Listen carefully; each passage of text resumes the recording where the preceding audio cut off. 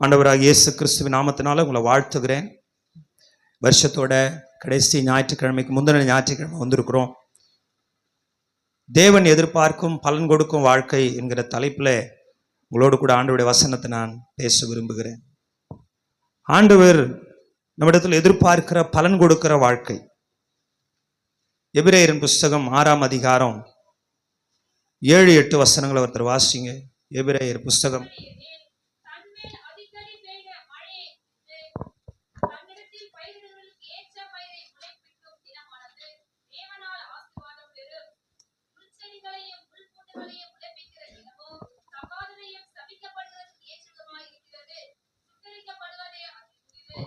ஆண்டவர் இன்னைக்கு 2 விதமான நிலத்தை சொல்ற. நிலம், நம்ம எல்லாரும் ஒரு நிலத்துல ஒரு விவசாயி பயிரிடணும்னு சொன்னா அந்த நிலம் நல்லா இருக்கணும்னு விரும்புறான். நீங்க கூட ஒரு செடியை வளர்க்கணும்னா நல்ல மண்ணை கொண்டு வந்து வச்சு அந்த செடியை வளர்க்க விரும்புறீங்க. மண்ணு நல்லா இருந்தா, மண்ணு வளம் நல்லா இருந்தா செடியோட தன்மை நல்லா இருக்கும். இன்னைக்கு ஆண்டவர் நமக்கு முன்னால அந்த 6ஆம் அதிகாரத்தில் 2 விதமான மக்களை பற்றி பேசுறாரு. ஒரு மக்கள் ஆண்டவருடைய காரியத்துல இன்னும் பூரணமா நிறைவானவங்களா கடந்து போகணும்னு சொல்லி ஒரு குரூப்பை விரும்புறாரு, ஒரு குரூப் மக்கள். இன்னொரு குரூப் மக்கள் எப்படின்னா, பின்மாற்றமா போறவங்க, கடவுளுடைய அன்பை ருசி பார்த்து, அவருடைய நல்வார்த்தைகளை ருசி பார்த்து, அவருடைய பரம ஈவை ருசி பார்த்து பின்மாற்றமா போறவங்க. 2 குரூப்பு. அடுத்தது 2 விதமான நிலத்தை குறிப்பிடுறாரு. ஒரு நிலம் என்ன செய்தான், மழை அடிக்கடி பெய்கிற மழை. எல்லாம் சொல்லுங்க, அந்த வசனத்தை நல்லா பாருங்க. அடிக்கடி. ஆண்டவர் நமக்கு அவருடைய மழைங்கிறது இங்க வார்த்தை, தேவனுடைய வார்த்தை.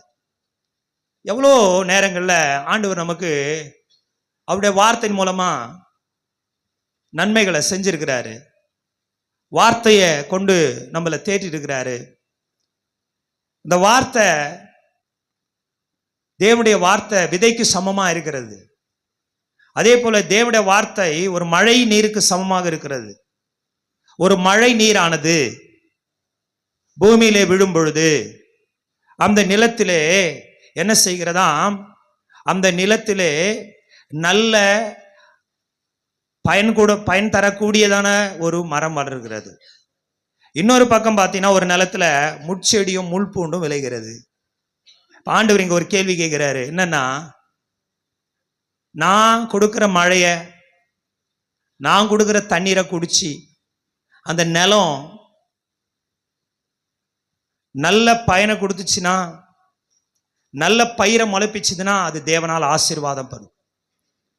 தேவனால் ஆசீர்வாதம் பெறுகிற நிலம் எதுன்னா, ஆண்டவர் கொடுக்கிற கிருபைகளை, ஆண்டவர் கொடுக்கிற தாளந்துகளை, ஆண்டவர் கொடுக்கிற நன்மைகளை எல்லாம் வாங்கி கொண்டு பயனுள்ளதா இருக்கணும், பலன் கொடுக்கிறவங்களா இருக்கணும். இந்த 2025ஆம் வருஷத்துல டிசம்பர் மாதம் 21ஆம் தேதி வந்திருக்கிறோம். எனக்கு அன்பான தேவ ஜனமே, ஆண்டவர்கிட்ட எவ்வளவு வாங்கி இருக்கிறோம், ஆண்டவர்கிட்ட எவ்வளவு வாங்கி இருக்கிறோம், ஆண்டவர் எவ்வளவு கொடுத்திருக்கிறாரு. ஆனா நம்ம பலனுள்ளவங்களா இருந்தோமா, பலனுள்ளவங்களா இருந்தோமா, பலன் கொடுத்தோமா, ஆண்டவர் விரும்புகிற பலனை கொடுத்தோமா, நம்மளால சபைக்கு பிரயோஜனம் இருந்ததா, நம்மளால ஊழியத்துக்கு பிரயோஜனம் இருந்ததா, நம்மளால குடும்பத்துக்கு பிரயோஜனம் இருந்ததா, நம்மளால மற்றவர்களுக்கு பிரயோஜனம் இருந்ததா, எவ்வளவு நன்மை செஞ்சாரு, எவ்வளவு மேன்மைகளை கொடுத்தாரு. இன்னைக்கு உயிரோடு இருப்பது அவருடைய கிருபை தானே, இன்னைக்கு நம் ஜீவனோடு இருப்பது அவருடைய கிருபை தானே. இந்த நிலம் என்ன பண்ணுதான், மழை தண்ணீரை நல்லா குடிக்குதான். குடிக்கிறதான இந்த நிலமானது என்ன செய்கிறதா, அந்த நிலத்தை பயிரிடுகிற ஆட்கு நல்ல பலனை கொடுக்குதான். கர்த்தருக்கு ஸ்தோத்திரம். இன்னைக்கு ஆண்டவர் கனி கொடுக்கிற வாழ்க்கை வாழணும்னு விரும்புறாரு, பலன் கொடுக்கக்கூடிய வாழ்க்கை நம்ம வாழணும்னு விரும்புறாரு. நம்மளை தெரிஞ்சு கொண்டது எதுக்கு தெரியுமா? யோவான் எழுதின சுவிசேஷம் 15ஆம் அதிகாரத்தை நான் வாசிக்கும் பொழுது 16ஆம் வசனம், நீங்கள் என்னை தெரிந்து கொள்ளவில்லை, நான் உங்களை, நீங்கள் என் நாமத்தினாலே பிதாவை கேட்டுக்கொள்வது எதுவோ கொடுக்கத்தக்கதாக நீங்கள் போய் கனி கொடுக்கும்படிக்கும், உங்கள் கனி நிலைத்திருக்கும்படிக்கும் நான் உங்களை ஏற்படுத்தினேன். கனி கொடுக்கும்படிக்கும், கனி நிலைத்திருக்கும்படிக்கும் நான் உங்களை ஏற்படுத்தினேன். என்ன சொல்றாரு ஆண்டவரு? சொல்லுங்க, என்ன சொல்றாரு? கனி கொடுக்கும்படிக்கும் கனி நிலைத்திருக்கும்படிக்கும் நான் உன்னை என்ன பண்ணேன்? ஆண்டவர் நம்மளை ஏன் தெரிந்து கொண்டாரா? கனி கொடுக்கும்படிக்கும் கனி நிலைத்திருக்கும்படிக்கும். நீங்க ரொம்ப பேருடைய வாழ்க்கையில கனி நிலைத்திருக்கவில்லை.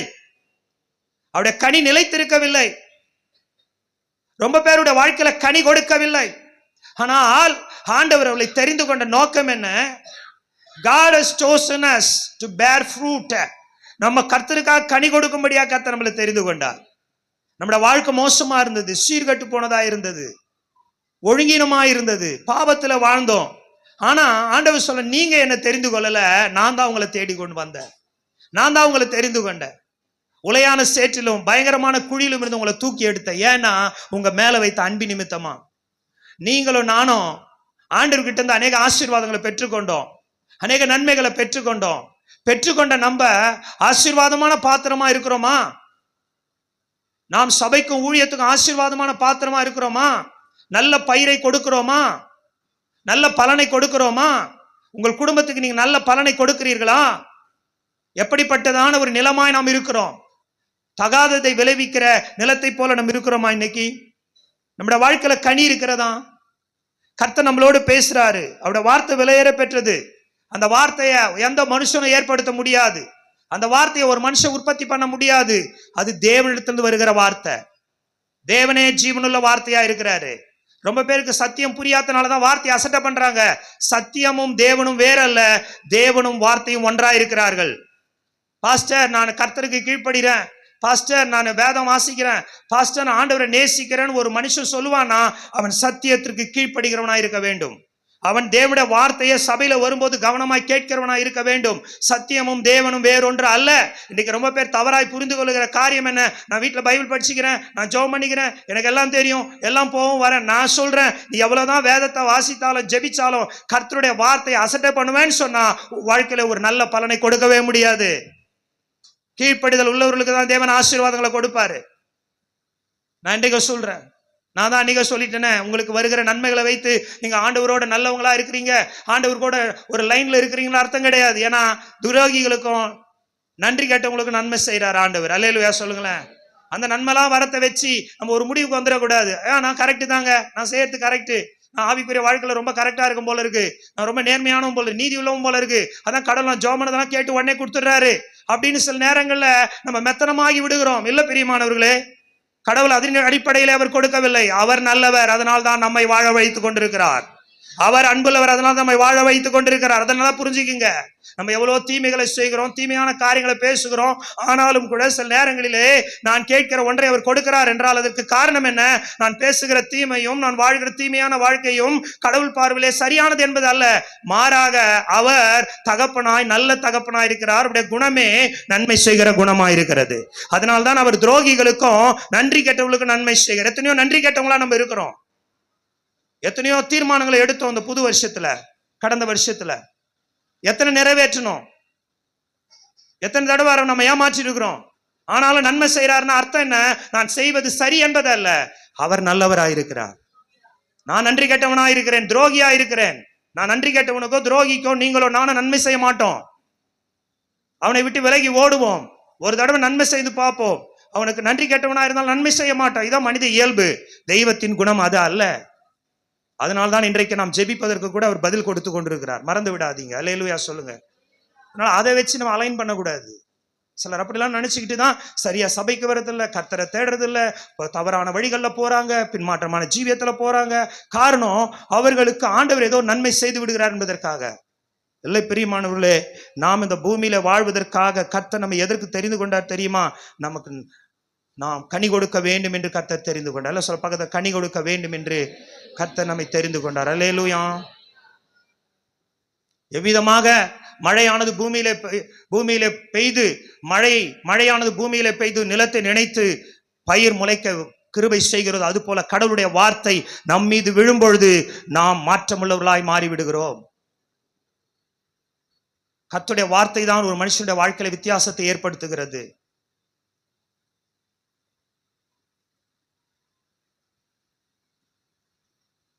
மழை இல்லாமல் அறுப்பு இல்லை. ஆமென். கர்த்தருடைய வார்த்தை இல்லாமல் வாழ்க்கையில் ஆசீர்வாதம் இல்லை. கர்த்தருடைய வார்த்தைக்கு ஒருவன் செவி கொடுக்காத போது அவன் மேன்மையான ஆசீர்வாதங்களை சுதந்திரித்துக் கொள்ள முடியாது. ஆகவே தேவனும் வார்த்தையும் வேறல்ல, இருவரும் ஒருவரே.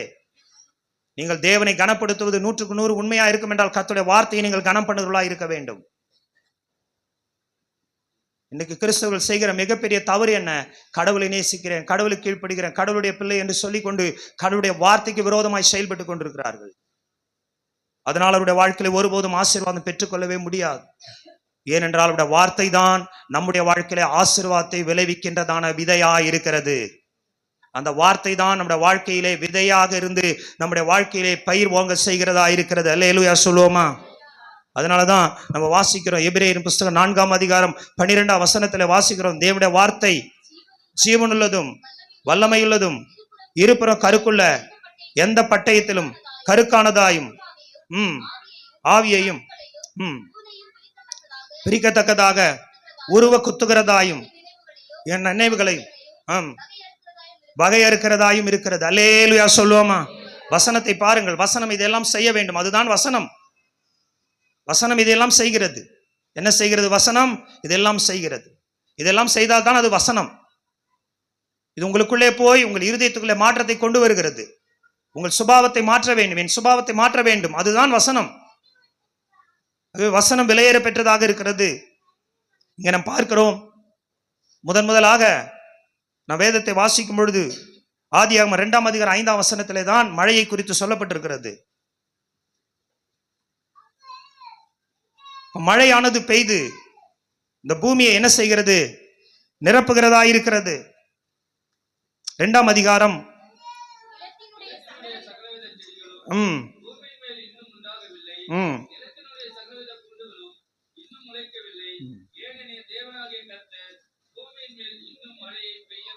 பாருங்கள், இன்னும் மழையை என்ன பண்ணவில்லையா? பெய்ய பண்ணவில்லை. அப்போது மழை எங்கிருந்து வருகிறது? தேவனிடத்திலிருந்து வருகிறது. போல வார்த்தை, கடவுளுடைய வார்த்தை என்பது அவரிடத்திலிருந்து வருகிறது. அப்படி ஒருவேளை நீங்கள் கர்த்தரிடத்திலிருந்து வார்த்தை வருகிறது என்று நீங்கள் உட்கார்ந்து கொண்டிருந்தால் நீங்கள் ஆசீர்வதிக்கப்படுவீர்கள். இது ஒரு மனுஷ வசனம் தானே, இதற்கெல்லாம் நான் முக்கியத்துவம் கொடுக்க வேண்டும்.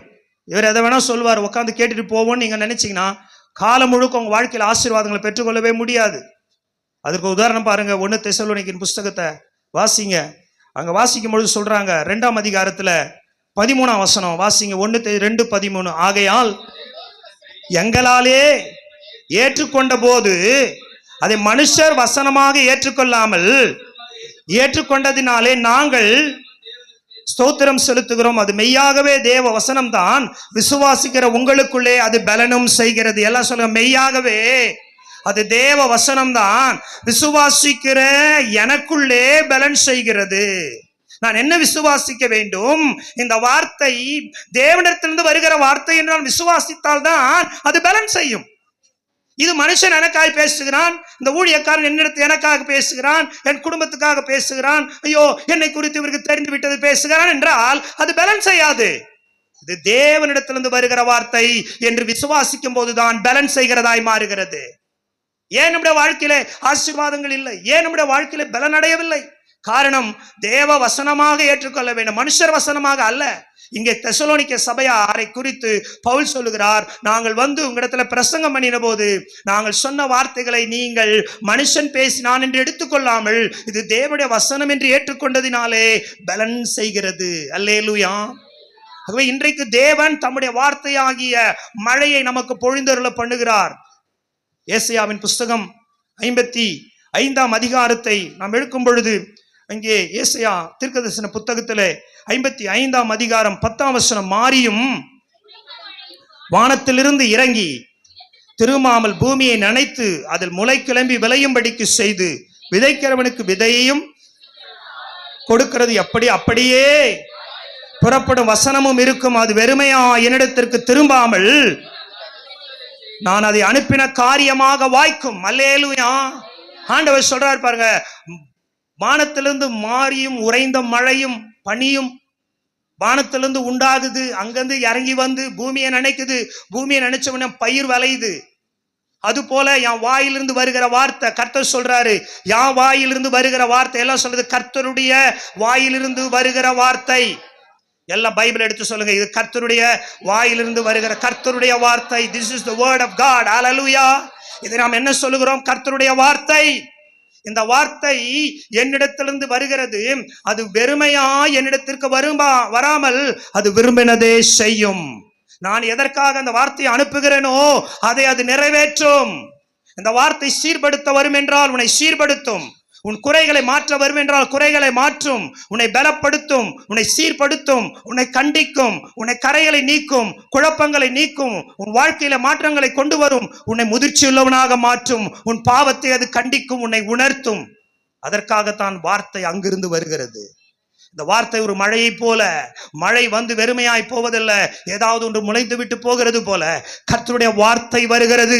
அது உங்களுக்குள் விழும்பொழுது அது ஒரு பெரிய மாற்றத்தை உண்டு பண்ணக்கூடியதாக இருக்கிறது. இங்கே பாருங்கள், இந்த மழை நீரை இந்த நிலம் குடிக்கிறது. குடித்து தேவனுக்கேற்ற பலனை நீங்களும் நானும் கொடுப்பது போல அந்த நிலமானது நல்ல பயிர்களை கொடுக்கும் பொழுது அந்த பயிரிடுகிறவன் சந்தோஷப்படுகிறான். இன்றைக்கு உங்களையும் என்னையும் உண்டாக்கின ஆண்டவர் சந்தோஷப்படுகிறவர்களாக, ஆண்டவருடைய மகிழ்ச்சிக்கு உரியவர்களாக, ஆண்டுடைய இருதயத்துக்கு மகிழ்ச்சியை தருகிறான் இருக்கிறோமா? நம்மை ஆண்டவர் படைத்ததுக்காக விசனப்படுகிறாரா? ஆண்டவர் நம்மை சிருஷ்டித்ததுக்காக வேதனைப்படுகிறாரா? இன்றைக்கு அநேகர் வேதனையை தான் கொண்டு வந்து கொண்டிருக்கிறோம். நம்முடைய செயல்களின் மூலமாய், நம்முடைய கிரியைகளின் மூலமாய், நம்முடைய பேச்சுகளின் மூலமாய், நம்முடைய நடக்கையின் மூலமாய், நம்முடைய சுபாவங்கள் தன்மைகள் மூலமாய் ஆண்டவர் நம்மை படைத்ததற்காக விசனப்படுகிறாரா? அல்லது நம்மை ஆசீர்வதிக்கும்படியானவர்களாய் இருக்கிறோம் என்று மகிழ்ச்சி அடைகிறாரா? ஆண்டவரிடத்திலிருந்து பெற்றுக்கொள்ளுகிற நன்மைகளை பெற்றுக்கொண்டு நாம் இன்றைக்கு தகாத நிலமாய் போய்விட்டோமா? ஒரு நிலம் மழையை வாங்குகிறது, மழை நீரை குடிக்கிறது. ஆனால் காத்திருக்கும் பொழுதோ அது எதை தருகிறது என்றால் முட்செடிகளையும் முள் பூண்டுகளையும் தருகிறது. அதற்கும் மழைதான் வருகிறது, அந்த நிலத்திலும் மழை விழுகிறது. ஆனால் அந்த நிலமோ முட்செடியையும் முள் பூண்டையும் தருகிறது. இன்றைக்கு நம்முடைய இருதயம் கூட நிலத்துக்கு சமமாய் ஒப்பிடப்படுகிறது. லூக்கா எழுதின சுவிசேஷம் 8ஆம் அதிகாரம் 15ஆம் வசனத்தை வாசியுங்கள். லூக்கா 8:15. லூக்கா 8:15. விதைக்கப்பட்டவர்கள் வசனத்தை கேட்டு உண்மையும் நன்மையுமான இருதயத்தில் காத்து பொறுமையுடன் பலன் கொடுக்கிறவர்களாய் இருக்கிறார்கள். எல்லாம் சொல்ல பொறுமையுடன், எல்லாம் சொல்ல பொறுமையுடன். அவங்க அவசரப்படுறதில்லை, அவங்க உணர்ச்சி வசப்படுறதில்லை. சபையில இன்றைக்கு அநேகர் உணர்ச்சி வசப்பட்டு ஜெபிக்கிறாங்க, உணர்ச்சி வசப்பட்டு பாட்டு பாடுறாங்க, உணர்ச்சி வசப்பட்டு ஆராதனை பண்றாங்க. இந்த உணர்ச்சிகள்லாம் கொஞ்ச நேரம் தான் நிற்கும். சபையை விட்டு வெளியே போனா அந்த உணர்ச்சி போயிடும். உணர்ச்சி வசப்பட்டு ஆராதிக்க கடவுள் நம்மளை அழைக்கலங்க, உண்மையாய் ஆராதிக்க கர்த்தர் நம்மை அழைத்திருக்கிறார். உண்மையும் நன்மையுமான இருதயத்துல வைக்கணும். எதை? கடவுளுடைய வார்த்தைய, வசனத்தை கேட்கணும், உள்ளத்துல வைக்கணும். எல்லாம் சொல்லுங்க, வசனத்தை கேட்கணும், உள்ளத்துல வைக்கணும். யாக்கோபு 1:22 சொல்லுகிறது, நீங்கள் உங்களையே ஏமாற்றிக் கொள்ளாமல் ஜாக்கிரதையாயிருங்கள், ஏனென்றால் திருவசனத்தை கேட்கிறவளாய் மாத்திரமல்ல அதன்படி. எப்போ ஒரு ஆளு பிசாசு அவங்கள ஏமாத்தல, நல்லா கவனிமா, இங்க பிசாசு ஏமாத்தல, இன்னொருத்தர் அவங்கள ஏமாத்தல, அவங்களே ஏமாத்திக்கிறாங்களாம். எப்படின்னா வசனத்தை கேட்கறாங்களாம், கேட்கிறபடி செய்யறது இல்லையா. யாரெல்லாம் கேட்டு வசனத்தை கேட்டுட்டு சர்ச்சில் இருந்து கேட்டுட்டு போய் அதன்படி செய்யலையோ அவர்கள் தங்களை தாங்களே ஏமாற்றி கொள்றாங்க. அவங்களை யாரும் ஏமாற்ற வேண்டியது இல்லை, அவங்க வாழ்க்கையை அவங்களே ஏமாத்திக்கிறாங்கன்னு அர்த்தம். அவங்க ஆசீர்வாதத்துக்கு குறைவு அவங்களே தான், அவங்க சாபத்துக்கு காரணம் அவங்களே தான், அவங்க மேன்மை அடையாமல் இருப்பது காரணம் அவங்களே தான். வசனம் அப்படி சொல்றாரு யாக்கோபு, அவர்களையே அவர்கள் வஞ்சித்துக் கொள்ளுகிறார்கள், அவர்களையே அவர்கள் ஏமாற்றிக் கொள்ளுகிறார்கள். யாரை ஏமாத்தணும்னு அவசியம் இல்லை, அவர்களையே அவர்கள் ஏமாற்றிக் கொள்ளுகிறார். ஏன்னா வசனத்தை கேட்கிறாங்க, ஆனா அதன்படி என்ன பண்றது இல்ல, செய்யறது இல்லை. எத்தனை சத்தியங்களை நாம் கேட்கிறோம், ஆனால் அதன்படி நாம் செயல்படுகிறதே இல்லை, செயல்படுறதே இல்லை. உலகத்தாரை போலவே இருந்து கொண்டு இயேசுவையும் பிரியப்படுத்தும்படியான ஒரு வாழ்க்கை வாழ நினைக்கிறோம். அதனால கர்த்தர் நம்மளை ஆசீர்வதிப்பார்னு நம்ம நினைக்கிறோம். நல்ல நிலத்திலே நீ விதைக்கப்பட்டவனாக இருந்தால், நல்ல நிலத்திலே விதைக்கப்பட்ட விதையாக நீ இருப்பாய் என்று சொன்னால் நீ என்ன செய்வாய் என்றால், வசனத்தை கேட்டு உண்மையும் நன்மையுமான இருதயத்தில் காத்து. எல்லாம் சொல்ல, உண்மையும் நன்மையுமான இருதயம். இந்த இருதயம் எப்படி இருக்கணும்? உண்மையும் நன்மையுமான இருதயம். சொல்லுங்க, உண்மையும் நன்மையுமான இருதயம். அல்லேலூயா சொல்லுங்களேன். இல்ல கரத்தை உயர்த்தி சொல்ல, உண்மையும் நன்மையுமான. அப்ப அடுத்த வசனம் சொல்லுது, நல்ல மனுஷன் தன் நல்ல பொக்கிஷமாகி இருதயத்திலிருந்து நல்லதை எடுத்து காட்டுகிறான். உங்கள் இருதயம் தான் நல்ல பொக்கிஷம். பக்கத்தில் உங்களை பார்த்து சொல்லுங்க, இருதயம் தான் லாக்கர். ஆமே, அதுதான் ட்ரெஷர் பாக்ஸ். அங்கிருந்து வரத்து வாயில வந்துடுது. அங்க இருக்கிறது வாயில என்ன பண்ணுது, வந்துடுது. இங்க என்ன நிரம்பி இருக்குதோ அது வாயில வந்துடுது. டேங்க்ல என்ன இருக்கோ அது குழாவுல வருது. அப்படிதானே? டேங்க்ல என்ன சேர்ந்திருக்கோ அதான் குழாவுல வருது. இருதயத்தில் என்ன சேர்ந்திருக்கோ அதான் வாயில வருது. அதனாலதான் வாயின் வார்த்தைகளை பேசும்போது மக்களை கண்டுபிடிச்சிடுறாங்க. ஏன்னா இருதயத்தில் அது இருக்கு. இருதயம் நிறைஞ்சிச்சுன்னா வாய் வழியா வந்துடுது வார்த்தை. இப்ப நல்ல நிலம் என்ன பண்ணுது, 30, 60, 100 பலன் கொடுக்கிறது. அல்லேலூயா சொல்லுங்களேன். மத்தேயு 23:37 ஆண்டவர் எருசலேமை பார்த்து சொல்ற, மக்களை பார்த்து, எத்தனையோ தரம் கோழி தன் குஞ்சுகளை தன் சட்டைகளின் கீழே சேர்க்கிறது போல நானும் உங்களை எத்தனையோ தரமோ சேர்த்துக்கொள்ளணும் நான் விரும்பினேன், ஆனா நீங்களோ விரும்பல. எத்தனையோ தடவை ஆண்டவர் எச்சரிக்கிறார். எத்தனையோ கர்த்தருடைய வார்த்தை, நன்மையான வார்த்தைகள் வந்து கொண்டே இருக்கிறது. தீர்க்கதரிசன வசனங்கள் வருகிறது, எச்சரிப்பின் வசனங்கள் வருகிறது. ஆனா அதை ஏற்றுக்கொள்ளுகிறதான பக்குவம் இல்லை. அதை ஏற்றுக்கொள்ளுகிறா நம்ம இல்லை. அதனால என்ன நடக்கிறது என்றால், நாம் பலன் கொடுக்காதவளாய் போய் விடுகிறோம். ஆனா இந்த பகுதியில, முதல் பகுதியில நல்ல நிலம் என்ன செய்கிறது, மழை நீரை குடிக்கிறது, நல்ல பலனை கொடுக்கிறது. அதனால் கர்த்தரால் ஆசீர்வாதம் பெறுகிறது. ஒரு அத்தி மரத்தை குறித்து வேதத்தில் நம்ம வாசிக்கிறோம். லூக்கா எழுதின சுவிசேஷம் 13ஆம் அதிகாரம் வாசிங்க, 6-8 வசனங்களை வாசிங்க. அப்பொழுது அவர் சொன்னார், திராட்சை தோட்டத்தில் அத்தி மரத்தை நட்டிருந்தான். கனியை தேடின போது ஒன்றும் காணவில்லை.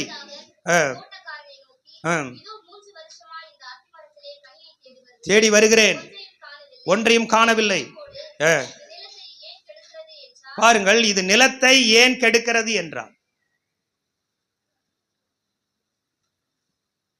அது குறைந்தபட்சம் ஒரு 3 வருஷத்துல கனி கொடுக்க வேண்டியது. ஆனால் கனி நாளை தாண்டி போகிறது என்றால் அந்த எஜமானன் சொல்லுகிறார், இந்த மரத்தை ஏன் வைத்திருக்கிறாய், வெட்டி போடு. அதுக்கு அந்த தோட்டக்காரர் சொல்றான், எஜமா இந்த வருஷமும் இது இருக்கட்டும், எரு போடுவேன்.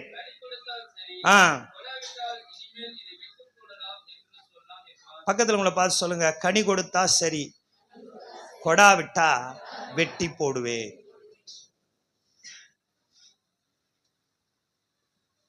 கடவுள் ஏன் தெரிஞ்சுக்கிட்டார் நம்மள? உலகத்துக்கு ஓடுறதுக்கா? உலகத்துக்கு ஏற்ற வேஷம் போடுறதுக்கா? உலகத்துக்கு மக்களுக்கு சலாம் போடுறதுக்கா? உலகத்து மக்களுக்கு ஒத்து ஓதுறதுக்கா? ஜால்ரா போடுறதுக்கா? பயன் அடைய முடியாது. இந்த நிலம் மழை நீரையெல்லாம் குடித்து விட்டு அது பயனற்றதா இருக்கிறது. மழை நீரை குடித்து விட்டு முள் செடிய முள் பூண்டுகளையும் பிறப்பிக்கிறது, தகாத காரியங்களை செய்கிறது. இந்த வருஷம் முழுக்க எவ்வளவு நன்மைகளை கடவுளிடத்துல பெற்றீங்களே, எவ்வளவு பலனுள்ளவங்களா நீங்க இருந்திருக்கிறீங்க. உங்கள் மூலமாக முச்செடிகள் விளைத்ததா அல்லது கனி நிறைந்த வாழ்க்கை வாழ்ந்தீர்களா? ஆண்டவர் சொல்றாரு யோவான் 15ஆம் அதிகாரத்துல, நான் திராட்சை செடி, நீங்க யாரு? கொடிகள். நீங்கள் என்னிலும் நான் உங்களிலும் நிலைத்திருந்தால் அதிக கனிகளை கொடுப்பீர்கள். எந்த கொடி அதிக கனி கொடுக்கிறதோ அதை இன்னும் ஆண்டவர் சுத்தம் பண்ணுகிறார். எல்லாம் பக்கத்துல பார்த்து சொல்ல, கனி கொடுத்தா சுத்தம் பண்ணுவாரு, கனி கொடுக்காவிட்டா அது உலர்ந்து வெட்டுண்டு அக்னியிலே போட. எல்லாம் நியாய தீர்ப்பு தான்.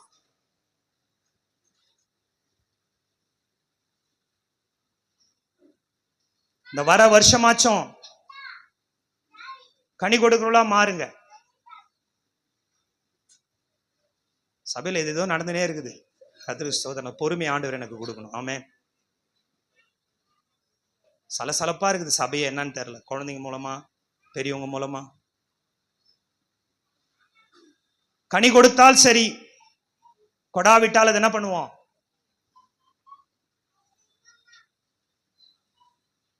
இப்போ முதல் நிலம் தேவனுடைய ஆசீர்வாதத்தை பெற்ற நிலம். ஏன்னா அது என்ன பண்ணுதான்? கனி கொடுக்கிற நிலம். ஆண்டவர் ரொம்ப வேதனையா சொல்றாரு. ஏசாயா 5ஆம் அதிகாரத்துல ஒரு நேசருக்காக ஒரு பாட்டை பாடுவேன். அது என்னன்னு சொன்னா, ஒரு திராட்சை தோட்டத்தை குறித்த ஒரு பாட்டு. என்ன பாட்டுன்னா சொல்ற 2ஆம் வசனம், அவர் அதை வேலி அடைத்து பொறுக்கி நாட்டு கோபுரத்தை கட்டி உண்டு பண்ணி நல்ல திராட்சை பழங்களை தரும் என்று காத்திருந்தார். அதுவோ எது தந்துச்சான்? கசப்பான பழங்களை தந்துச்சான்.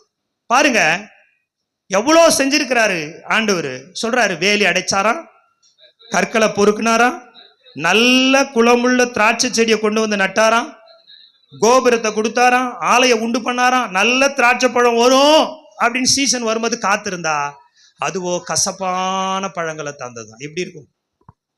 எப்படி இருக்கும்? தொட்டி வாங்கின்னு வரீங்க, தொட்டி ஒரு இடத்துல வாங்கின்னு வரீங்க, மண்ணு வாங்கின்னு வரீங்க, உரம் ஒரு இடத்துல வாங்கின்னு வரீங்க, வாங்கின்னு வந்து நல்ல ஒரு பூஞ்செடியோ நல்ல ஒரு மாங்கன்னோ வாங்கிட்டு வரீங்க, ஒரு பூச்செடி வாங்கிட்டு வரீங்க, வாங்கிட்டு வந்து தொட்டியில வைக்கிறீங்க.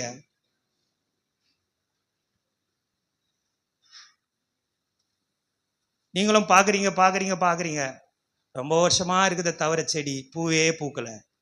என்ன செய்வீங்க? ஒரு மல்லிப்பூ வைக்கிறீங்க, மல்லிப்பூ செடியை என்ன பண்ணுவீங்க? அது எதில் கொண்டு போய் சேர்த்துருவீங்க தெரியுமா? இது வேஸ்ட், இதால் ஒரு பிரயோஜனமோ? இது தொட்டியே தான் கெடுக்குது.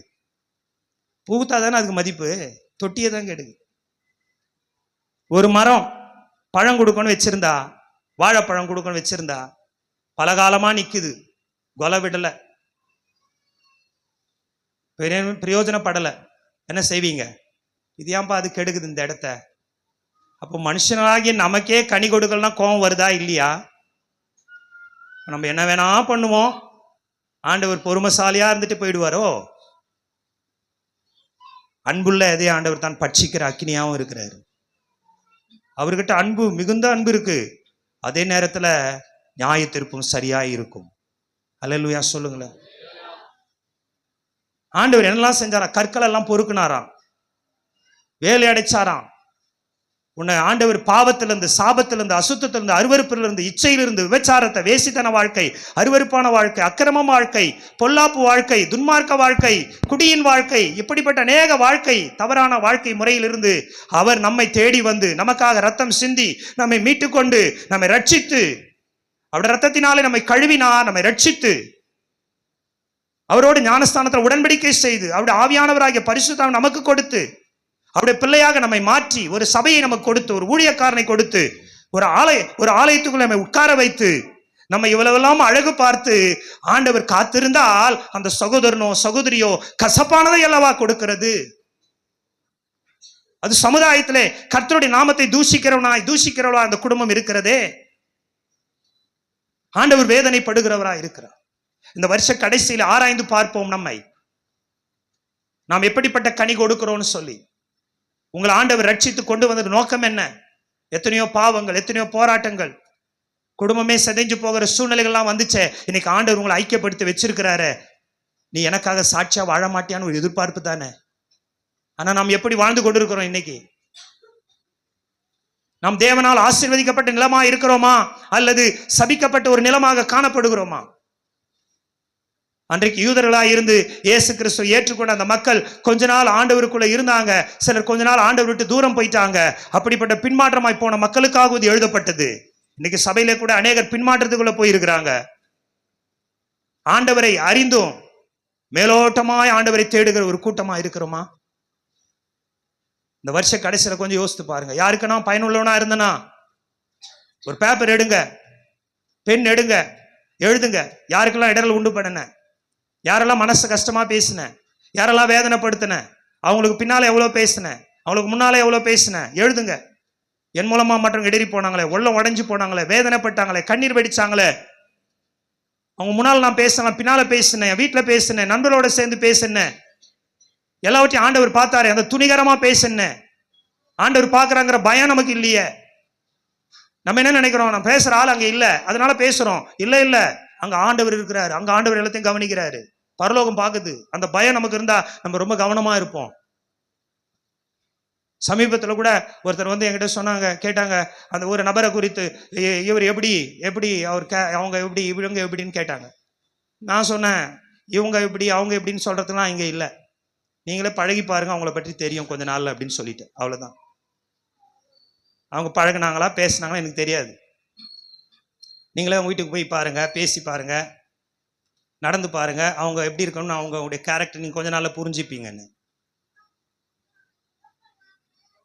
எதுக்காக சொல்றேன்னா, இது நம்ம வேலை இல்லை. இவங்க அப்படி இருப்பாங்க, அவங்க இப்படி இருப்பாங்க, இதெல்லாம் சொல்லி இருக்கிறது ஊழியக்கார வேலை இல்லை. அவங்கவுங்க கனியால அவங்கவுங்க அறியப்படுவாங்க. அதான் நியதி.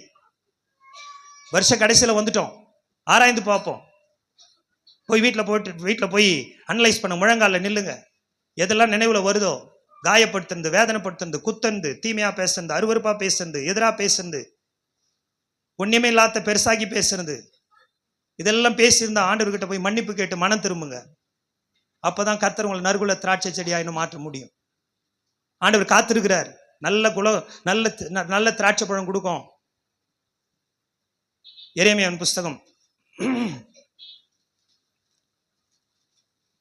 2ஆம் அதிகாரம் 21ஆம் வசனத்தை வாசிங்க. எரேமியா 2:21. நான் உன்னை முற்றிலும் உயர்குல திராட்சை செடியாக நாட்டினேன், நீ எனக்கு காட்டு திராட்சை செடியின் ஆகாத கொடிகளாய் மாறி போனது. என்னப்பா, நல்ல திராட்சை செடியா உன்னை நாட்டின, ஆனா நீ காட்டு திராட்சையா மாறிட்டியப்பா. அவனுடைய எதிர்பார்ப்பு பாருங்க, எவ்வளவு வேதனை மனசுக்குள்ள. நல்ல திராட்சை செடியா உன்னை வச்சன, உன்னை பரிசுத்தப்படுத்தி அபிஷேகப்படுத்தி கொண்டு வந்து வச்சன, ஆனா நீ காட்டு திராட்சையா மாறிட்டிய. ஆண்டவர் கேள்வி கேட்கிறாரு. ஏசியா 5ஆம் அதிகாரத்துல ரொம்ப மனசு வேதனையோட ஒரு கேள்வி. என்ன தெரியுமா? 4ஆம் வசனம். நான் என் திராட்சை தோட்டத்திற்காக செய்யாத அது நல்ல திராட்சை பழங்களை தரும் என்று நான் காத்திருக்க, அதுவோ கசப்பான பழங்களை தந்தது என்ன? இனி நான் என்ன செய்யணும்னு கேக்குறீங்க. ஆண்டவர் சொல்லு, இனி நான் என்ன செய்யணும்? இவ்வளவுலாம் செஞ்சிட்டேன், இனியும் நான் என்ன செய்யணும்? நீ எதிர்பார்த்ததுக்கு மேலாவும் செஞ்சிட்டேனே, ஆனா கூட கசப்பானது தானே தர. நான் விரும்பி சாப்பிட கூட பழமானி இல்லையே. உன் தோட்டத்துக்குள்ள வந்து புசிக்கிற அளவுக்கு உங்ககிட்ட கனி இல்லையே. உன் தோட்டத்துக்குள்ள வந்து உலாவுத்துற அளவுக்கு நீ இல்லையே. பிரச்சனை எங்க நடக்கு தெரியுங்களா? சுய புத்தியின் மேல் சாராமல் வாழ்வதுதான் ஜெயமுள்ள வாழ்க்கை. அல்லேலூயா. ஆண்டவர் சொல்ற, சுய புத்தியின் மேல் சாராமல் கர்த்தரிடத்திலே நம்பிக்கையாயிரு. சுய புத்தி என்ன சொல்லுதுன்னா, நீ செய்யற தவற கூட அது நியாயப்படுத்தும். அதான் சுய புத்தி. தன் தவற அது ஒத்துக்கிறது இல்லை. தான் தவறு செஞ்சோன்னு ஒத்துக்கிறது இல்லை. தான் பாவம் பண்ணோன்னு ஒத்துக்கிறது இல்லை. தான் செய்யறது சரி என்று அது சுய புத்தி சொல்லுகிறது. அதனால ஆண்டவர் சுய புத்தி மேல சாராத. சில நேரங்கள் அநேகர் சுய புத்தி மேல சார்ந்து சார்ந்து சார்ந்து எத்தனை தோல்விகள் இந்த வருஷத்துல, எத்தனை தோல்வி பண்ணீர்கள். அதெல்லாம் நீங்களா எடுத்த முடிவு. அது தேவனிடத்தில் வந்த முடிவு அல்ல. அது தேவனிடத்தில் கேட்ட ஆலோசனை அல்ல. உங்கள் உணர்ச்சியில தோன்றினதை வைத்து தேவன் என்னோடு பேசினார், கர்த்தர் சொல்லிவிட்டார் என்று எடுத்த முடிவுகள் எத்தனை தோல்வியில முடிந்தது. ஆண்டவரோடு நெருங்கின ஒரு ஐக்கியம் இல்லாதவனுக்கு, ஆண்டவருடைய வார்த்தையை கேட்காதவருக்கு, ஆண்டவருடைய வார்த்தைக்கு கீழ்ப்படியாதவருக்கு, ஆண்டவரோடு உள்ளத்திலே வெள்ளங்கியாய் போய் தேவ சமூகத்தில் நிற்காதவருக்கு தேவன் எப்போதும் பேசுவதில்லை. நாம் உணர்ச்சி வசப்படுகிறோம். உணர்ச்சியின் ரீதியாக நமக்கு வருகிற வார்த்தைகளை வைத்துக்கொண்டு கர்த்தரினோடு கூட பேசினார். ஒரு சகோதரி கூட வந்தார்கள். எலெக்ஷன் நடக்கும்போது கிண்டலாக இருந்தது. அன்றைக்கு கூட பேசி கொண்டிருந்தோம். என்ன பேசுகிறார்கள் தெரியுமா? அவங்க எலெக்ஷன்ல நிற்க கூடாது அப்படின்னு சொல்லி இருக்கிறாங்க. சொல்லுவாங்க, அவங்க சபைகள் சொல்றாங்க, எலெக்ஷன்லாம் நிக்கிறது நமக்கு ஏன் அரசியல்லாம் அப்படின்னு. ஆனா அந்த சகோதரி எல்லாருக்கிட்டையும் வந்து சொன்ன வார்த்தை, பெந்தகோஸ்தே ஆளுங்களுக்கு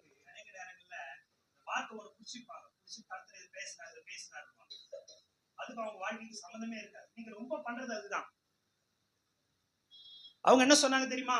என்னை கேளும் அப்போது ஜாதிகளை நமக்கு சொந்தமாகும், பூமியின் எல்லைகளை நமக்கு சுதந்திரமா கொடுப்பேன்னு ஆண்டவர் இந்த வசனத்தை காட்டினாரு. நான் அப்பா எதுக்கு?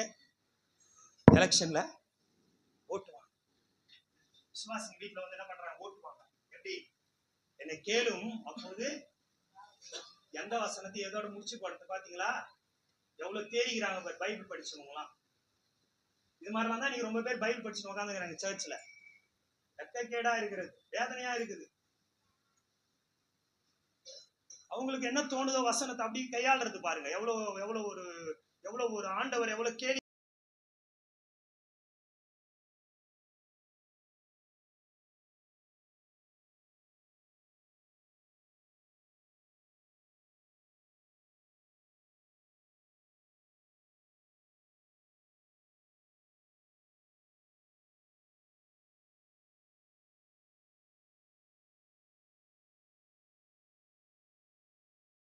வசப்பட்டு கர்த்தர் இதை பேசினாரு, அதை பேசினாரு, இந்த வசன வாசியா பேசினாரு.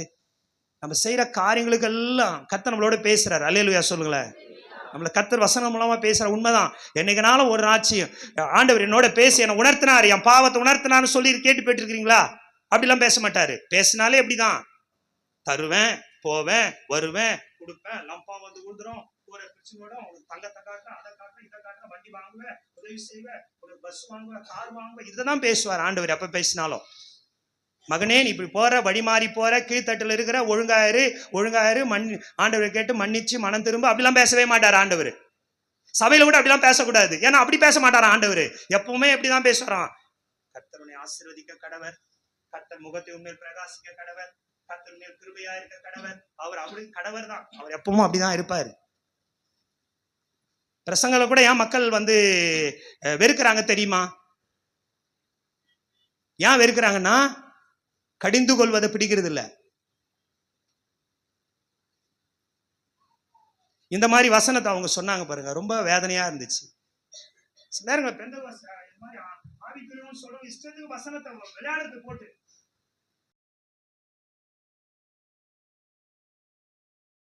எனக்கு ரொம்ப மனசு கண்ணீர் வரும். சில நேரங்கள்ல என்னென்னமா தவறாலாம் விளக்கம் கொடுக்குறாங்க. யூடியூப்லாம் தப்பா விளக்கம் கொடுக்குறாங்க, தப்பா பிரசங்கங்கள். மனசு ரொம்ப வேதனையா இருக்கும். எதுக்கு எதை பேசுறது?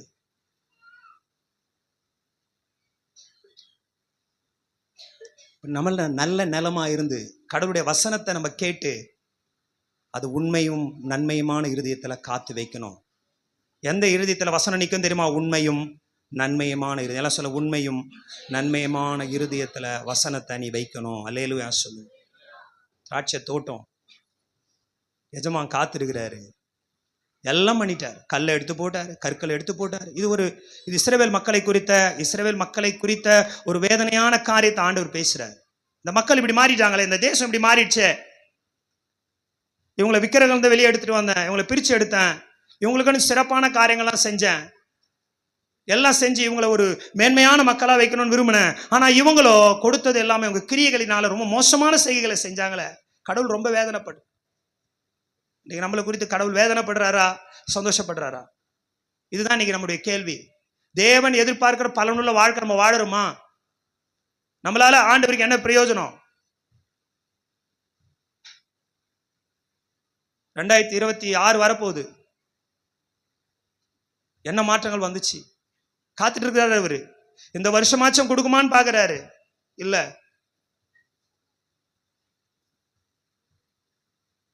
கனி கொடுக்கிற மரம் எதுவோ அது அதிக கனி கொடுக்கும்படி அதை சுத்தப்படுத்துகிறார். அல்லேலூயா. கனி கூடாதது அவர் என்ன செய்கிறாராம்? கனி கொடுத்தா சுத்தம் பண்ணுவார். எங்க ஆண்டவர் சுத்தம் பண்றது தெரியுமா? திராட்சை செடியை தான் சுத்தம் பண்ணுவாரு, முள்ள சுத்தம் பண்ண மாட்டாங்க. யாருனமா முள்ளு செடி யாருன்னா சுத்தம் பண்ணி எரு போடுவாங்களா?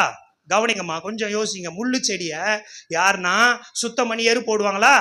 முள்ளு செடிக்கு வேலி அடிப்பாங்களா? சொல்லுங்களம்மா எல்லாரும். அந்த இடத்த சுத்தம் பண்ணுவாங்களா? ஏன்னா அதுவே முள்ளு செடி, அதால ஒரு பிரயோஜனம் இல்லை. அது குத்ததான் செய்யும், அது கிழிக்க தான் செய்யும், அதுக்கு எந்த பிரயோஜனமும் கிடையாது. அதை வச்சு எதுவும் பண்ண போறது இல்லை. ஆனா திராட்சை செடியை வச்சா அது எனக்கு திராட்சை பழத்தை கொடுக்கணும் ஆண்டவர் விரும்பி. ஏற்கனவே கொஞ்சம் கனி கொடுக்குறான் என் பையன், ஏற்கனவே என் மக கனி கொடுக்குறா, இன்னும் அதிகமா கனி கொடுக்கணும்னு அதை ஆண்டவர் சுத்தப்படுத்த விரும்புறாரு. எதால சுத்தப்படுத்துறாராம்? அவட வார்த்தையால சுத்தப்படுத்துறாரு. அல்லேலூயா. பக்கத்துல உங்களை பார்த்து சொல்லுங்க, சபைக்கு ஆண்டவர் உங்களை கொண்டு வரதே வார்த்தையினால சுத்தப்படுத்துறதுக்கு தான். அல்லேலூயா.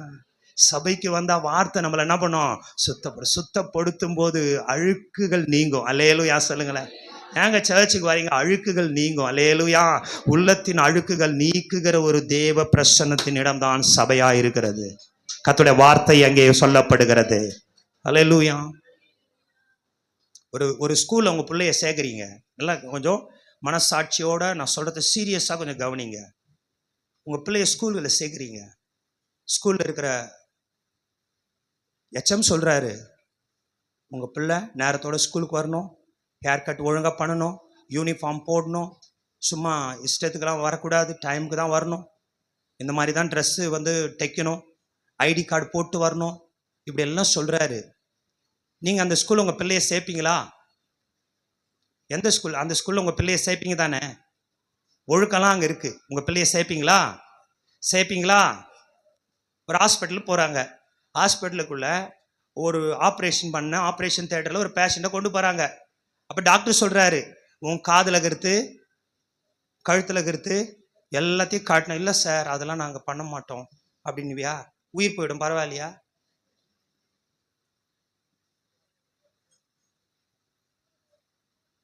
ஆனா சபையில மட்டும் ஒரு ஒழுங்க சொன்னா ஏன் கேட்க மாட்டோம்? உயிர் போல. சபையில மட்டும் ஒரு ஒழுங்க சொன்னா ஏன் கேட்க மாட்டோம்? ஸ்கூல்ல ஒழுங்க கடைப்பிடிக்கலாம், பிள்ளை படிக்க மாட்டான். டாக்டர் சொல்ல ஒழுங்க கடைப்பிடிக்கலாம், பேஷண்ட் தேர மாட்டான். ஆனா சபையில சொல்ற ஒழுங்க நான் கடைப்பிடிச்சு வாழறேன். கடைப்பிடிக்காம வாழ்ந்துன்னு தானே இருக்கிறேன், நல்லா தானே இருக்கிறேன்.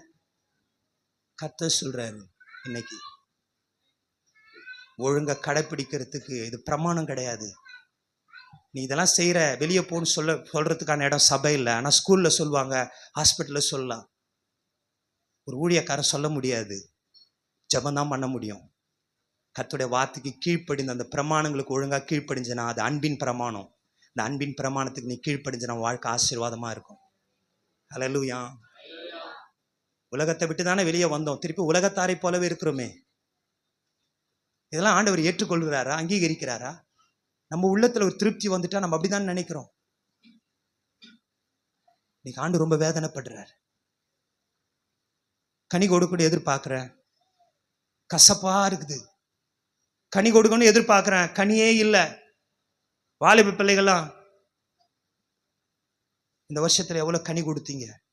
ஆண்டவருக்காக என்ன செஞ்சீங்க? பிரதர், என்ன செஞ்சோம்? ஏன் சபையினுடைய நியமங்களை மட்டும் நம்ம ஏற்றுக்கொள்ள மாட்டோம்?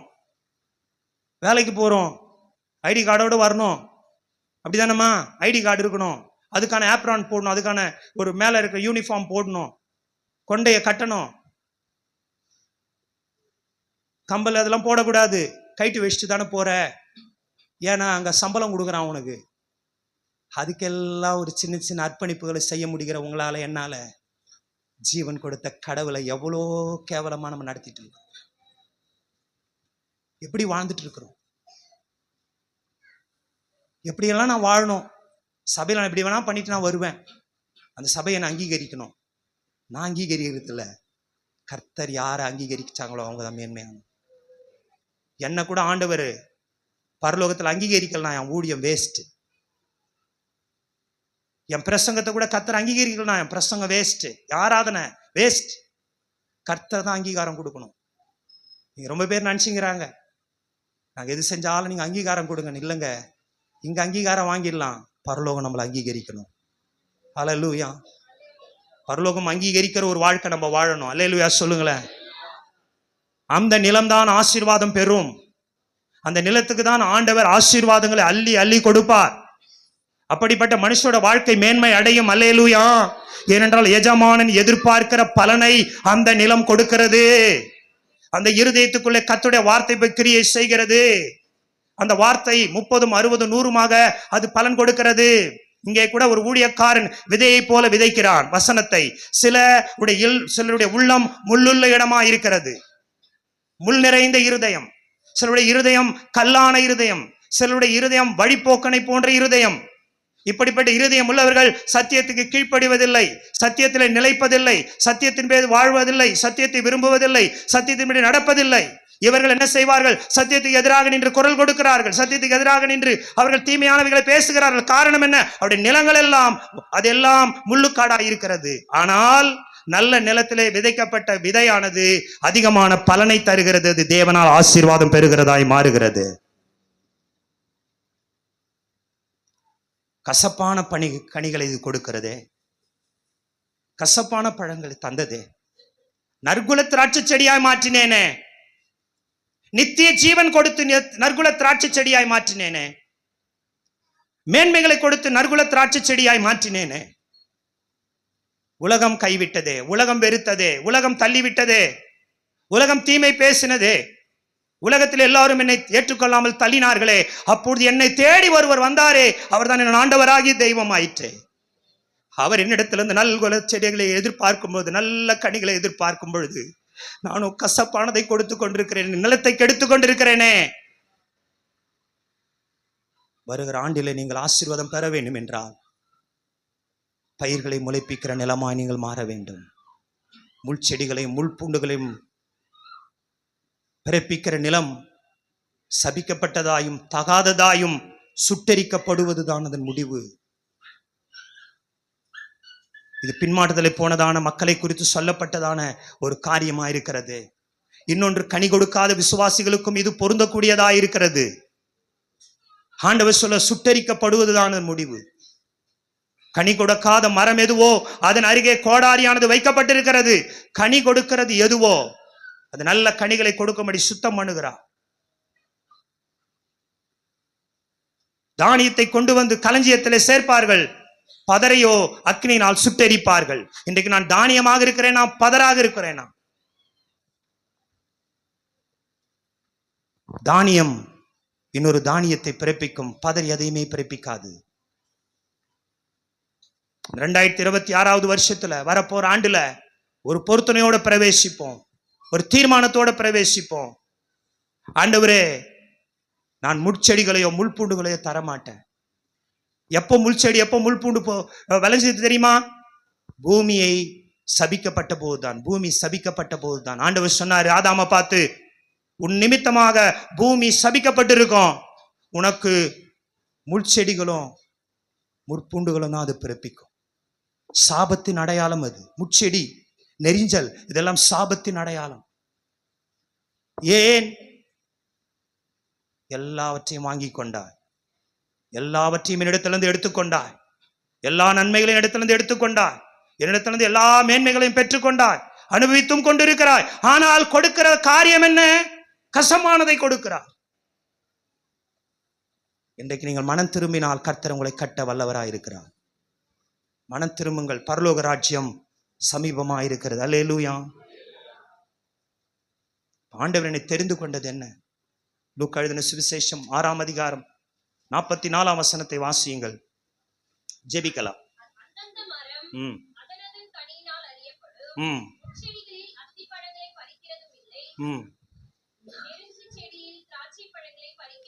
இங்க யாராவது முட்செடியில போய் அத்திப்பழத்தை பறித்திருக்கிறீர்களா?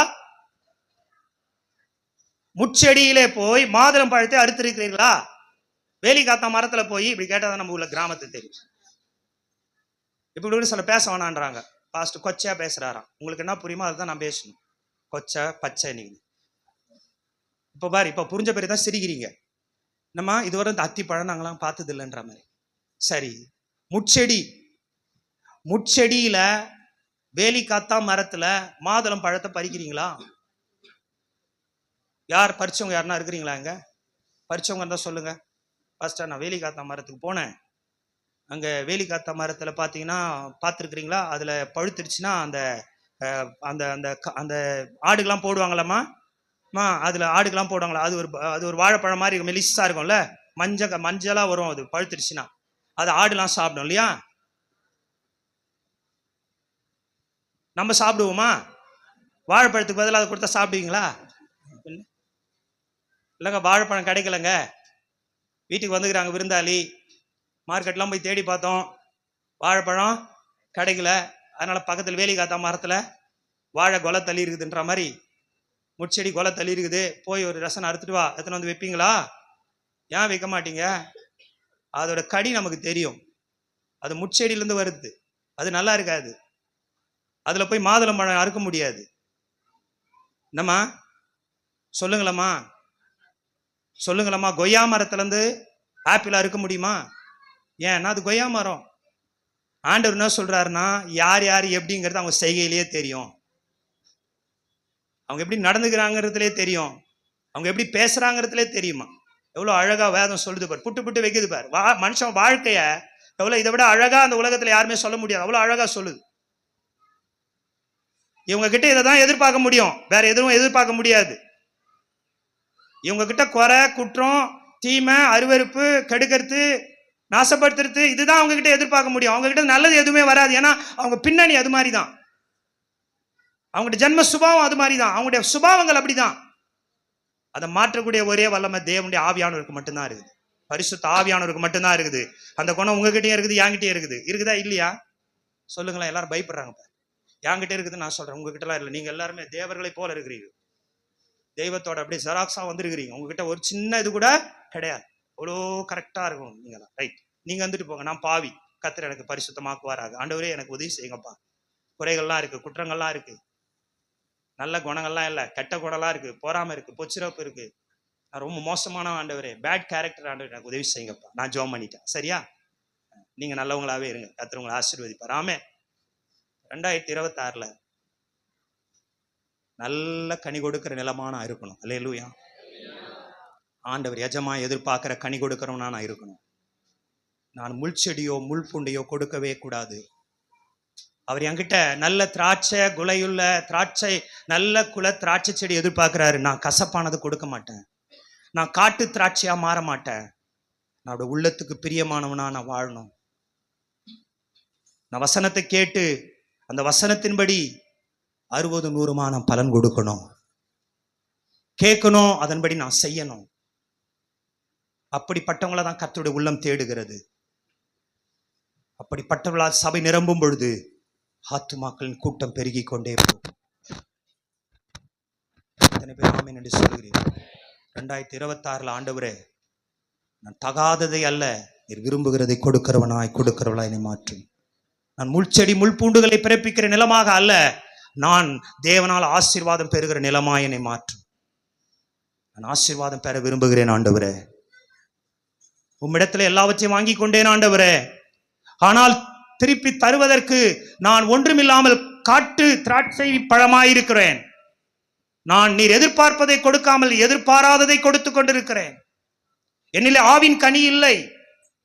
ஆவின் கனியாகி அன்பு, சந்தோஷம், சமாதானம், நீடிய பொறுமை, சாந்தம், தயவு, விசுவாசம், நற்குணம், இச்சை அடக்கம், இது எல்லாம் என்னில் இல்லை ஆண்டவரே. என்னை எதற்காக தெரிந்து கொண்டீர் ஆண்டவரே? நான் ஆசீர்வாதம் பெறுவதற்காக என்னை தெரிந்து கொண்டீர் ஆண்டவரே. எதற்காக என்னை தெரிந்து கொண்டீர் ஆண்டவரே? கனி கொடுக்கவும் அந்த கனி நிலைத்திருக்கும்படியாக தெரிந்து கொண்டீர் ஆண்டவரே. நான் அடிக்கடி சொல்ற ஒரு விஷயம் தான், நம்முடைய குணங்கள் நல்லா இருந்துச்சுன்னா என்னைக்குமே நம்ம ஜெயமுள்ளவங்களா வாழ முடியும். எண்ணங்கள் நல்லா இருந்துச்சுன்னா ஜெயமுள்ளவங்களாவே வாழ முடியும். அல்லேலூயா. ஆண்டவரோடு ஐக்கியப்படணும், வேதத்தை வாசிக்கணும், ஜெபிக்கணும், கெட்ட சகவாசம் இருக்கக்கூடாது. உங்களை யாருன்னா கெடுக்கிறாங்களா அவங்களோட உங்க ஐக்கியம் இருக்கக்கூடாது. நீங்க நன்மை செய்யணும்னு விரும்புவீங்க, நீ ஏன் நன்மை செய்யறேன்னு கேட்டா அவங்களோட உங்களை பழக்க வச்சுக்காதீங்க.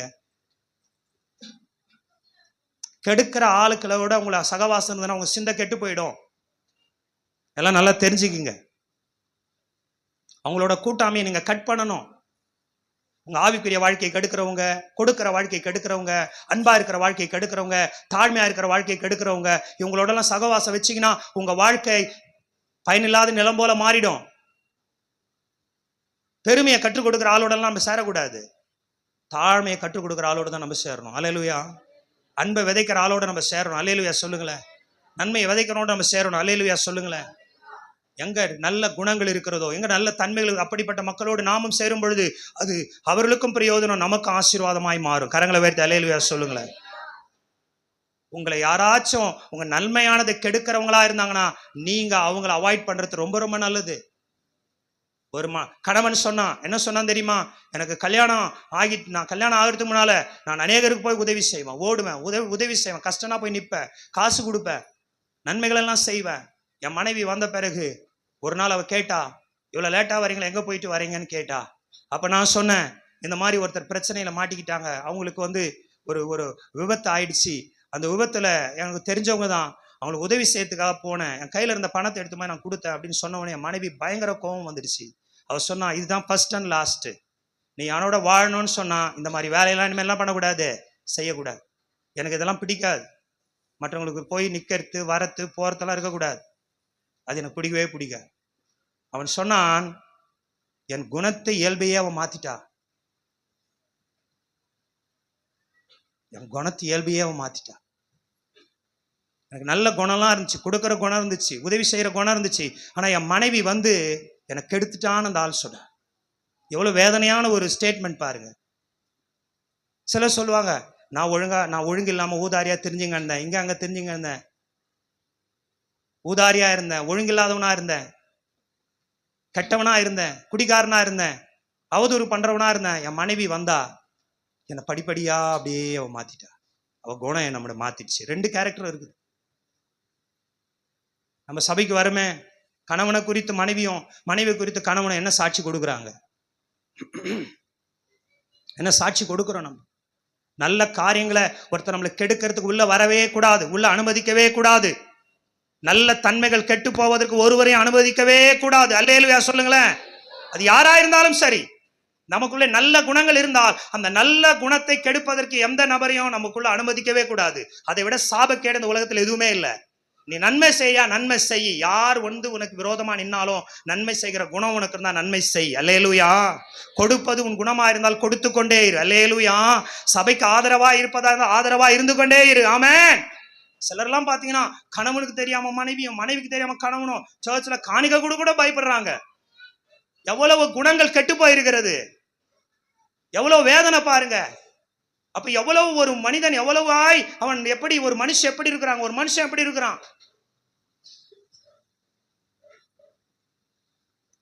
சிலர் விளம்பரப்படுத்த வேணான்றாங்க, அது வேற விஷயம்.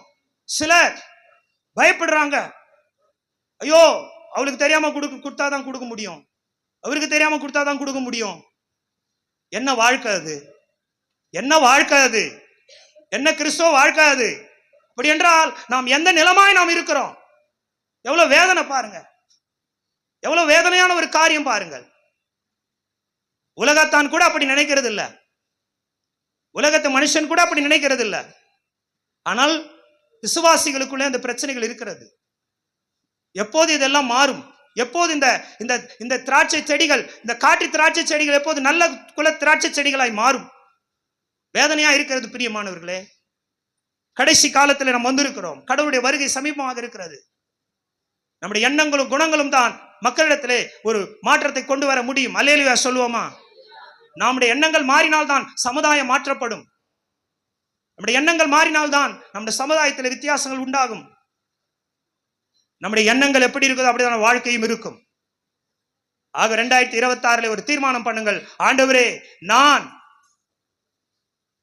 உம்மால் ஆசீர்வதிக்கப்பட்ட நிலமாயிருந்து அநேகருக்கு பயனுள்ளவளாய் மாற விரும்புகிறேன். நான் முட்செடியோ முள்பூண்டா இருக்க விரும்பவில்லை, நான் சபிக்கப்பட்டவனா இருக்க விரும்பவில்லை.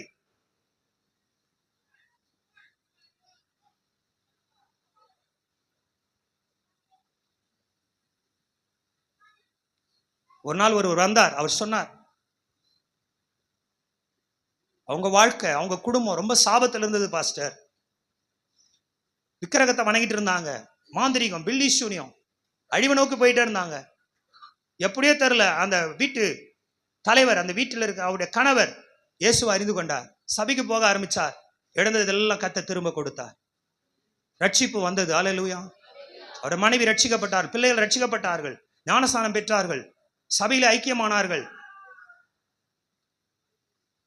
இன்றைக்கு அந்த மனிதன் கோடிக்கணக்கான பணத்திற்கு அதிபதியா இருக்கிறார். அந்த மனிதன் அநேக ஊழியங்களை எடுத்து தாங்குகிறவராய் இருக்கிறார். இன்றைக்கு அநேக ஊழியங்கள் அவரால் கட்டப்பட்டு வருகிறது. அதுதான் மனுஷனுக்குள் ஏற்படுகிற மனமாற்றம், அதுதான் மனமாற்றம். அல்லேலூயா சொல்லுவோம். இன்றைக்கு அந்த மனிதர் சொல்றாராம், அந்த மனிதர் சொன்னாராம், அன்றைக்கு என் பணங்கள் வீணாய் போனது, விக்கிரகங்களுக்கும் அதற்கும் இதற்கும் மூட பழக்க வழக்கங்களுக்கும் எவ்வளவாய் ஒவ்வொரு மாதமும்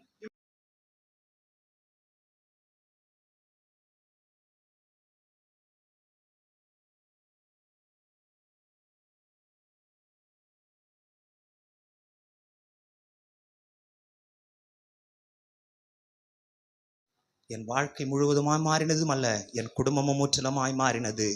இன்றைக்கு நான் என்னை கொண்டு அநேக ஊழியர்களுக்கு, சபைகளுக்கு பிரயோஜனமுள்ள பாத்திரமாய் கர்த்தர் என்னை வைத்திருக்கிறார். அதை விட பல மடங்கு இன்றைக்கு நான் கர்த்தருக்காக நான் விதைக்கிறேன். நல்ல நிலமோ தேவனால் ஆசீர்வாதம் பெறும். நல்ல நிலமா இருக்க கர்த்தர் உதவி செய்வாராக. அல்லேலூயா. உங்கள் நிலத்திலே பிசாசானவன் வந்து களையை விதைத்து விடாமல் பார்த்து கொள்ளுங்கள். நீங்கள் நன்றாய் போய்கொண்டே இருக்கிறீர்கள். நீங்கள் ஒரு ஒழுங்கிலே போய்கொண்டிருக்கிறீர்கள். குறுக்கே யாரும் வந்து களையை விதைத்து விடாமல் பார்த்து கொள்ளுங்கள். அது சபையாக இருக்கட்டும், ஊழியமாக இருக்கட்டும், உங்கள் குடும்பமாக இருக்கட்டும், உங்கள் நட்பாக இருக்கட்டும், உங்கள் உறவாக இருக்கட்டும், அதற்குள்ளே எந்த கலையும் பிசாசு குறுக்கே வந்து விதைத்து விடுவதற்கு நீங்கள் அனுமதிக்காமல் எப்போதும் கவனமாக இருங்கள், விழிப்பாக இருங்கள். நாம் மிகுந்த கவனமாக இருக்க வேண்டும். எல்லாரும் எழுந்து நின்று ஆண்டவருடைய சமூகத்தில்